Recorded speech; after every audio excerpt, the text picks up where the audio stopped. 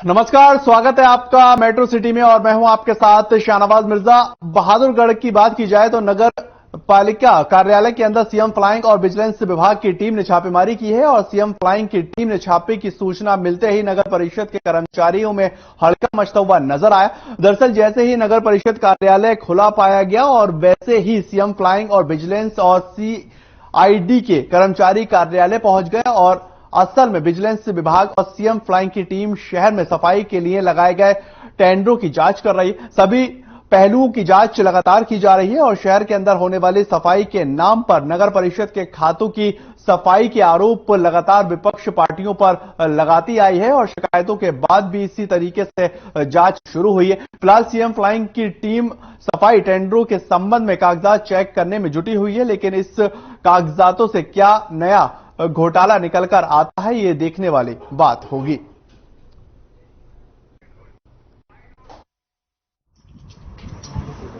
परेशानी ये house tax जमा कराने आए हूँ, कभी कहते हैं इधर जाओ कभी उधर जाओ, घूम घाम के आखिर पार भेज दिया कंप्यूटर वाले के पास, वहाँ ऑनलाइन पे पेमेंट कर रहा हूँ। अब इन्होंने अखबार के अंदर दिया है कि तुम्हारा इंटरेस्ट जो है माफ हो जाएगा, पिछला वो जितना वो इंटरेस्ट माफ नहीं कर रहे उतना वो कंप्यूटर वाला मांग रहा है 400 रुपये। तो ये कंप्यूटर अपना क्यों नहीं रखते, पहले कंप्यूटर था इनके पास। जैसे नोटिस सर्टिफिकेट बना रहे हैं, कुछ ऑब्जेक्शन उनके लगाए हुए हैं नगर पालिका के लोगों के द्वारा कि भाई उनको पहले जो उनकी जमीनें थी कि उसका एरिया चेंज हो गया है, एरिया चेंज का इशू है, कई जगह कुछ उनका और कुछ टैक्सेस में प्रॉब्लम आ रही है, तो वो इशूज रहता है वो। तो वहीं पर सोनीपत के अंदर सीएम फ्लाइंग ने एक बड़ी कार्रवाई की है और बताया यह जा रहा है कि सीएम फ्लाइंग ने नगर निगम, नगर परिषद और नगर पालिका पर छापेमारी की और इसी दौरान नगर निगम में 41 से कर्मचारियों से जानकारी मांगी गई। साथ ही अब सीएम फ्लाइंग अकाउंट ब्रांच के दस्तावेज चेक कर रही है और वहीं पर नगर निगम में सफाई व्यवस्था के टेंडर और अन्य कार्यों की भी जांच की जा रही है।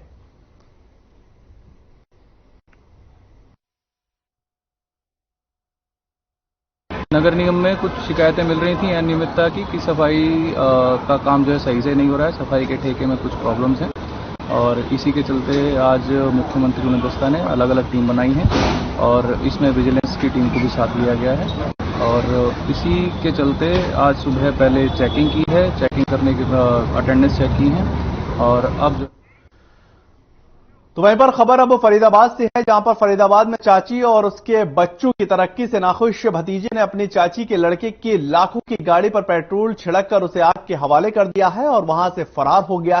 पीड़ित परिवार के मुताबिक आरोपी उन्हें जान से मारने की धमकी भी देता नजर आया है और कार में आग लगाने की वारदात सीसीटीवी कैमरे में कैद भी हो गई। मामले की जानकारी पुलिस को दी गई और मामले की जानकारी देते ही एसएचओ सुभाष ने बताया कि आग लगाने की सूचना मिलने पर फायर ब्रिगेड को जानकारी दी गई और फायर ब्रिगेड ने मौके पर पहुंचकर आग के ऊपर काबू पाया।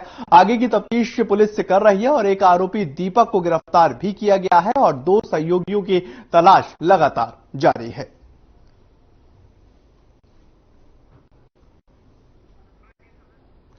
ये फरीदाबाद की दरअसल पूरी घटना है, जहां पर भतीजे ने कार में आग लगाई। ये दोनों चचेरे भाइयों का मामला है। चचेरे भाई की तरक्की से जो है वो एक दूसरा भाई नाखुश हो रहा था, वो नाराज था और उसी को लेकर उसने उसकी लाखों की जो गाड़ी है उसको आग के हवाले कर दिया। अब पीड़ित परिवार का ये कहना है कि हमें जान से मारने की भी धमकी दी जा रही है और पुलिस को इस बात की सूचना दी गई। पुलिस ने पहले तो फायर ब्रिगेड को सूचना दी और उसके बाद कार को जो आग लगाई गई थी उसके ऊपर से आग बुझाई गई और आगे की तफ्तीश अब पुलिस करती नजर आ रही है।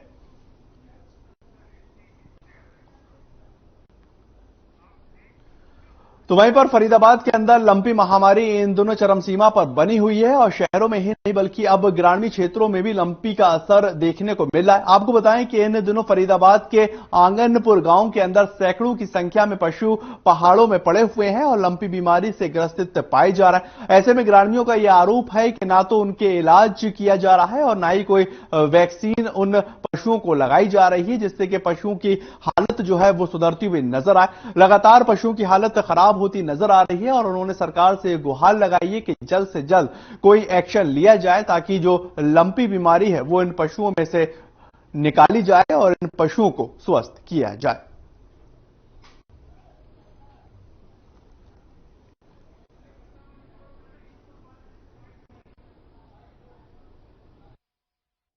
ये तो कुछ नहीं है। पशु जो बीमार हो रहे हैं, हम सुबह जंगल के लिए खोल देते हैं, पहाड़ के लिए। पहाड़ में से वापस ही नहीं आते, वहीं लेट जाती हैं। अच्छा, इतनी समस्या क्या परेशानी बन रही है इन गायों? उनके बुखार होता है और मुंह से लार गिर रही है। अच्छा, और माता दाने चौड़े चौड़े दाफर उनके माता निकल रही है। डोरन के बहुत ज्यादा ये माता सी निकल रही है और लार थूकेरती है, दूध नहीं कटवाती है। हमारी गाय के थन देखो बिल्कुल ऐसे कटे हुए हैं। इसके दवा लगा के हमने ठीक करी, इसमें कोई डॉक्टर नहीं आता। अच्छा, अब इसको क्या करना चाहिए? डॉक्टर आना चाहिए, नहीं आना चाहिए? ठीक है इसमें डॉक्टर ऐसा भेजो ना कोई जो। तो वहीं पर फरीदाबाद में आड़ती अपनी मांगों को लेकर हड़ताल पर हैं और आड़तियों का यह आरोप है कि ई नेम प्राणी किसान और आड़तियों के हक में नहीं। उनका यह कहना है कि सरकार के नए नियम और कानून पूरी तरीके से आड़तियों और किसानों के खिलाफ हैं और इसी तरह के कानून से आड़ती बेरोजगार हो जाएगा और किसान भी अपनी फसल की पेमेंट को लेकर परेशान रहेंगे। और आड़तियों ने यह भी कहा है कि जब तक सरकार उनकी मांगे नहीं मान लेती है तब तक यह हड़ताल लगातार जारी रहेगी।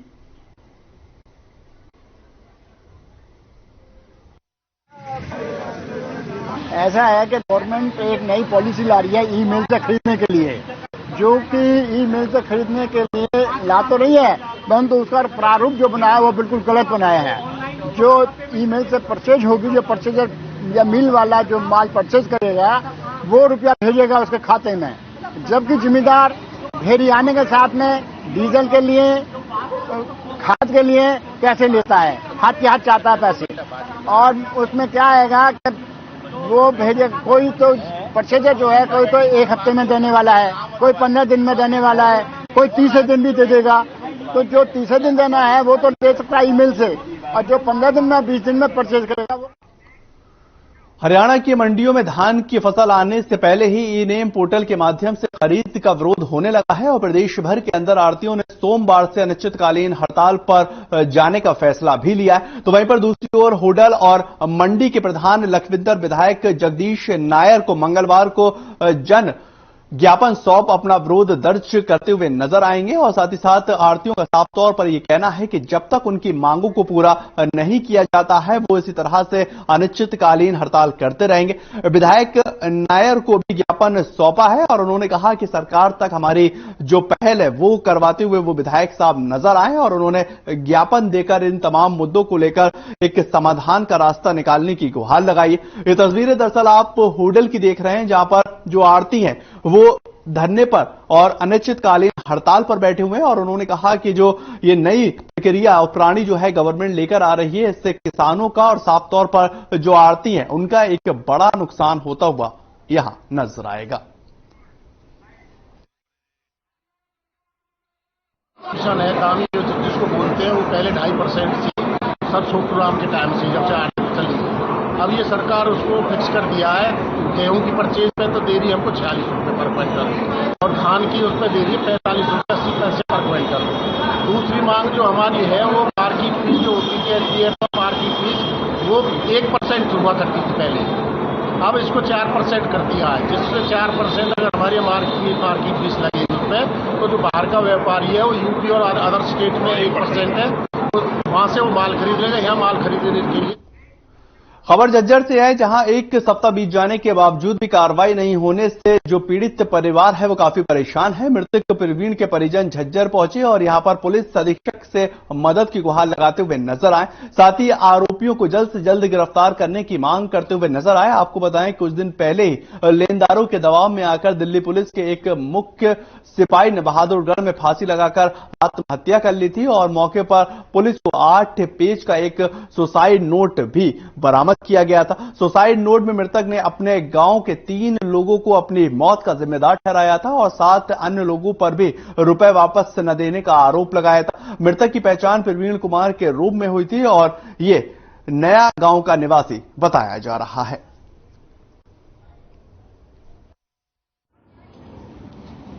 साल से मिलने आया था भाई, 12 तारीख को छोटे भाई ने सुसाइड किया था प्रवीण कुमार ने, तो उसमें अभी 8 दिन हो चुके हैं, कोई भी लीगल प्रोसेस कोई भी कार्रवाई नहीं हुई है, शांत मामला है। और जो गांव के दबंग थे ना भी उनकी कोई अरेस्ट हुई है, ऐसे ही खुलेआम घूम रहे हैं। उधर बहादुरगढ़ के अंदर हथियारबंद लुटेरों ने एक महिला दुकानदार से 10,000 रुपए की लूट की वारदात को अंजाम दिया है और मामला बहादुरगढ़ के सेक्टर 6 के प्रियंका जनरल स्टोर का है, जहां पर रात में करीब 10 बजे महिला दुकानदार दुकान बंद करने के लिए गले में रखे पैसों को इकट्ठा कर रही थी और उसी समय हाथ में पिस्तौल लिए दो युवक दुकान के अंदर दाखिल हुए और महिला दुकानदार के पैसे देने के लिए कहा और महिला ने जब इसका विरोध किया तो एक बदमाश ने महिला के चेहरे पर पिस्तौल की बट से वार कर दिया और वो महिला घायल हो गई और गले में रखे पैसे लेकर वहां से फरार हो गए। अब सीसीटीवी फुटेज के आधार पर पुलिस आगे की तफ्तीश कर रही है।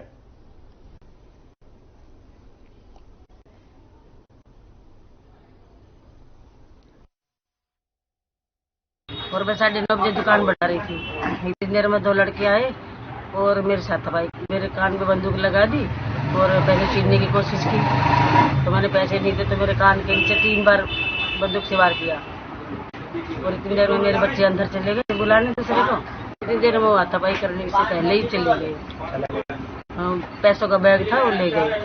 करीब 9:40 पे ड्यूटी आई थी। अभी साकोर सेक्टर 6 में 3 नंबर पुड़िया से किराने का स्टोर था, वहाँ पे मंजू नाम की लेडीज जो काउंटर पे दुकान को बंद कर दिया तो बैग था उसके हाथ में, तो 2 लड़के आए जिनके हाथ में असला दिखाई दे रहा था कैमरे से फुटेज में, तो 7-8 हजार रुपये थी। तो वहीं पर बहादुरगढ़ के झज्जर रोड पर स्थित एक मोबाइल की दुकान में देर रात अचानक आग लग गई और ये बताया जा रहा है कि आग लगने से दुकान में करीब 12 लाख रुपए का सामान जलकर राख हो गया। जहां आग लगने की सूचना मिलते ही दमकल विभाग की गाड़ियां मौके पर पहुंची हैं और कड़ी मशक्कत के बाद आग के ऊपर काबू भी पाया गया। वहीं आग लगने की वजह का खुलासा अभी तक नहीं हो पाया है और पुलिस हर एक पहलू की जांच करती नजर आ रही है। ये बहादुरगढ़ की आप तस्वीरें देख रहे हैं जहां पर मोबाइल की दुकान में जो है लाखों रुपए का सामान जलकर राख हो चुका है और दमकल ने वहां पर पहुंचकर दमकल विभाग की गाड़ियों ने वहां पर पहुंचकर आग के ऊपर काबू पाया। तस्वीरों में आप साफ तरह से देख सकते हैं कितनी भयंकर ये आग जो है वो लगी है, लेकिन अभी तक जो आग का क्यों लगी और किस वजह से लगी इसका खुलासा अभी तक पुलिस ने नहीं किया है। हर एक के पहलू की तफ्तीश पुलिस करती हुई नजर आ रही है और बारीकी से हर एक की जांच करती हुई दिखाई दे रही है। मोबाइल की दुकान में आग लगने से वहां पर जो पीड़ित है उसका काफी ज्यादा नुकसान हुआ है और साफ तौर पर आप देख सकते हैं कि लोग भी वहां पर इकट्ठे होते हुए नजर आए हैं और एक बड़े पैमाने पर यहां पर जो पीड़ित है उसका नुकसान होता नजर आया है।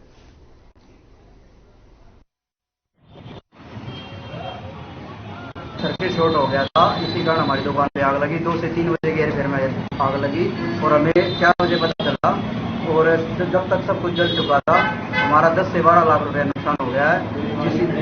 हमारे जितने भी फोन थे, काउंटर थे, इन्वर्टर था, कंप्यूटर था, सब कुछ जल गया है। रिपेयरिंग का जो सामान था कुछ नहीं बचा हमारे पास, सब कुछ है। 3 दिन के दौरे पर केंद्रीय राज्य मंत्री भानु प्रताप सिंह सोनीपत पहुंचे और यहां पर केंद्रीय राज्य मंत्री का भारतीय जनता पार्टी कार्यकर्ताओं ने जमकर स्वागत भी किया। इसी दौरान केंद्रीय राज्य मंत्री ने कहा कि पीएम नरेंद्र मोदी के नेतृत्व में शक्ति और ताकत से भारतीय जनता पार्टी आगे बढ़ रही है और साथ ही उन्होंने कहा कि देश की 144 लोकसभा सीटों पर फोकस करने का निर्णय लिया है। इसी को लेकर केंद्रीय मंत्री की ड्यूटी भी लगाई गई और इसी दौरान मोदी सरकार की योजनाएं गिनाई जाएंगी, उपलब्धियां भी उनकी बताई जाएंगी और इसके साथ ही लोगों को समस्याएं भी सुनी जाएंगी और उसका समाधान किया जाएगा। आपको बताएं उन्होंने कहा कि जल्दी समस्याओं को निपटाने के लिए मॉनिटरिंग भी की जाएगी और अधिकारियों को भी सख्त दिशा निर्देश दिए जाएंगे।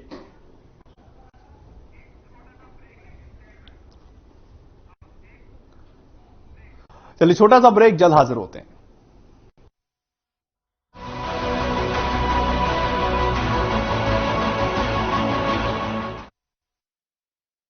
मेरे जैसा कोई दूसरा बुलापन जिसकी हर बात में भूल जाए, जिंदगी में रंग भर दे। मेरी जैसी मेरी अपनी पताका चाय, गजब का स्वाद। देखें कौन नया खिलाड़ी आया है, समझा देते हैं, प्यार से समझाएंगे। ये तो अपनी जुबान है। जुबान एक हो तो दिल भी एक होने चाहिए। विमल बोलो जुबान केसरी। पंजाब है जसप्रीत का ठिकाना, मुंबई है आदर्श का आशियाना, केरल का गोविंद निवासी, कोलकाता में जन्मे है काशी। हर हिंदुस्तानी की शान ARB बियरिंग जोड़े सारा हिंदुस्तान। प्रदेश में दिखा आरटीओ का क्रोध, सरकार की नीतियों का कर रहे विरोध।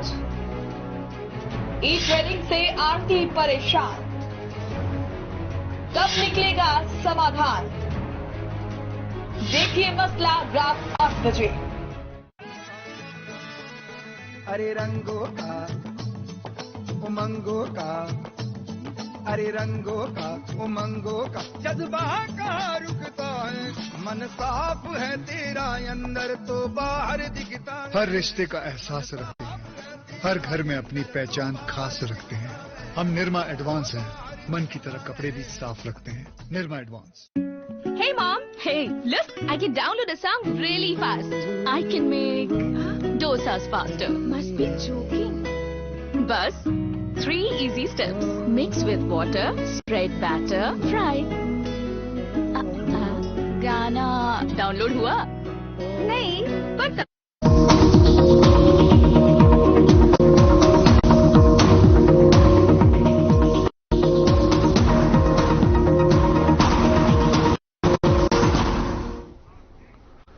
ब्रेक के बाद आपका स्वागत है। मोहाली MMS कांड की जांच लगातार तेज होती जा रही है और उसी पूरे मामले में 3 आरोपियों को भी पुलिस ने गिरफ्तार कर लिया। आइए जानते हैं कि आखिर ये पूरा मामला क्या है।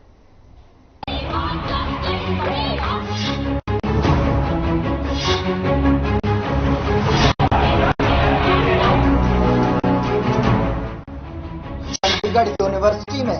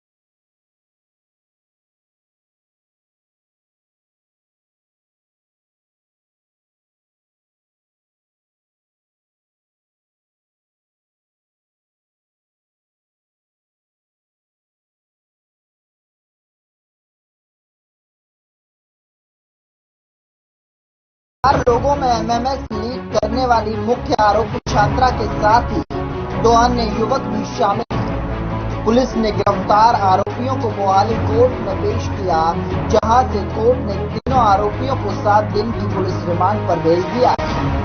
पुलिस का कहना है कि वो इस मामले का जल्द ही खुलासा करेगी। हालांकि दूसरी तरफ इस पूरे मामले में पंजाब के ADGP गुरप्रीत देव और यूनिवर्सिटी के चांसलर RS बाबा ने बयान देते हुए कहा कि MMS मामले में भ्रम फैलाया जा रहा है। जिस छात्रा पर आरोप लगे हैं उसके मोबाइल की तलाशी ली गई, जिसमें आरोपी छात्रा की ही वीडियो और फोटो थी। बाकी की छात्रा की फोटो या वीडियो युवती के फोन से नहीं मिली। साथ ही कहा कि जांच में किसी तरह की खुदकुशी की बात भी सामने नहीं आई। ਜਿਹੜੀ ਹੁਣ ਗੱਲ ਹੈ ਇਨਵੈਸਟੀਗੇਸ਼ਨ ਦੀ ਕਿ ਵੈਦਰ ਜੋ ਪ੍ਰੀਲਿਮਿਨਰੀ ਅਸੀਂ ਫੋਨ ਦੇਖਿਆ ਪੁਲਿਸ ਨੇ ਉਹਦੇ ਵਿੱਚ ਕੋਈ ਵੀ ਇਸ ਤਰ੍ਹਾਂ ਦੀ ਵੀਡੀਓ ਨਹੀਂ ਹੈ ਜੋ ਕਿ ਇਤਰਾਜ਼ਯੋਗ ਹੋਏ except for the girls own videos and secondly ਇੱਕ ਕਈ ਕੁੜੀਆਂ ਜਿਵੇਂ ਮੈਂ ਤੁਹਾਨੂੰ ਪਹਿਲਾਂ ਕਿਹਾ ਕਿ 4000 ਕੁੜੀਆਂ ਵਿੱਚੋਂ 20 ਕੁੜੀਆਂ ਅਫੈਕਟਡ ਹੈ। ਉਹਨਾਂ ਦਾ ਅੱਜ ਜਦੋਂ ਅਸੀਂ ਉਹਨਾਂ ਦੇ ਨਾਲ ਇੰਟਰੈਕਟ ਕੀਤਾ they asked questions to the SSP, to the DIG, to the deputy commissioner and to me. So we addressed all their questions. ਉਹਨਾਂ ਦਾ ਸਭ ਤੋਂ ਵੱਡਾ ਗਰਾਊਜ਼ ਇਹ ਸੀਗਾ ਕਿ ਸਾਨੂੰ ਤਾਂ ਕੋਈ ਪੁੱਛ ਨਹੀਂ ਰਿਹਾ, ਅਸੀਂ ਅਫੈਕਟਡ ਕੁੜੀਆਂ ਹੈ ਤਾਂ ਕੋਈ ਹੋਰ ਕੁੜੀਆਂ ਜਾ ਕੇ प्रेस स्टेटमेंट्स दे रही हैं और सोशल मीडिया पे वो चीज वायरल हो रही है। सोशल मीडिया पे कहा जा रहा है कि 60 बच्चों की एमएमएस बनाई गई है और वो भेजी गई है किसी को। तो इसके बारे में जो प्रिलिमिनरी इन्वेस्टिगेशन चंडीगढ़ यूनिवर्सिटी की अपनी टीम ने की है और उस बच्चे का जिस पे इल्जाम लगाया जा रहा है और उसका जो मोबाइल है उसको चेक किया गया है, तो ये पाया गया है कि उस साल से और कोई किसी प्रकार का जो मटेरियल है वो नहीं मिला है। लेकिन फिर भी ये मैं बता दूं कि